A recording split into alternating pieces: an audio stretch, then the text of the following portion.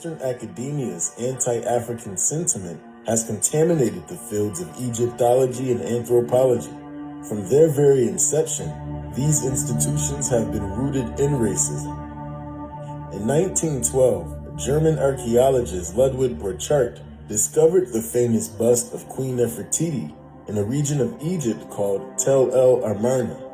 It would later be unveiled to the general public in 1923 at the Egyptian Museum of Berlin in Germany and became the standard of beauty and a cultural symbol for Berlin and Egypt alike. However, the sculpture has been the subject of heated debates, and many scholars have gone on record to question its authenticity.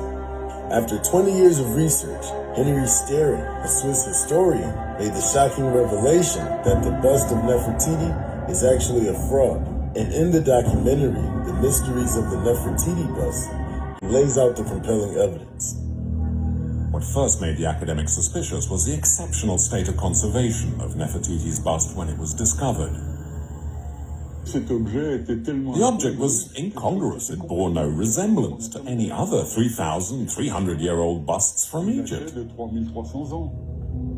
To historian Henri Sterlin, the bust of Nefertiti is simply too well preserved, or, as he puts it, too new to be true.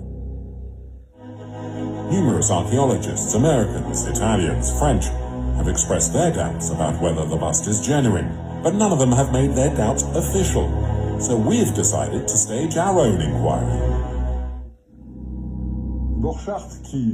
Borchardt is very precise in his notes from the dig. He states he found large quantities of pigment, adding they were all still quite usable. But if this was an experimental copy, how is it Borchardt never spoke of it to his team, nor in his meticulous notes? According to the historian, on the 5th of December 1912, the archaeologist was in Cairo. He learns that one of Germany's princely families is passing through and wants to visit his archaeological digs. Caught unprepared, Borchardt rushes back to Tel El Amarna.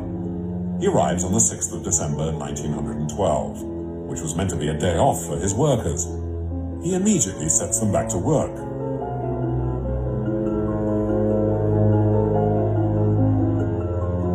Later, he proudly shows their highnesses the fruits of his labor.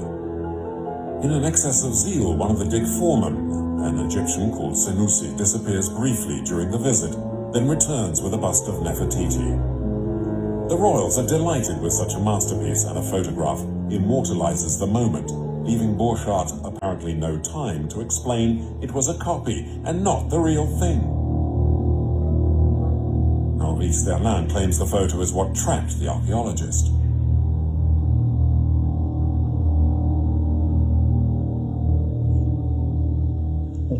You couldn't just tell the royal visitors who are enthusing over the object, listen, you're mistaken, it's ridiculous. It would make a mockery of the royals. It was simply not possible to tell the truth, or the royals might have been covered in ridicule, and that would have been lèse-majesté, or treason, which at the time was very serious indeed and could have ruined Borchardt's career and life for good.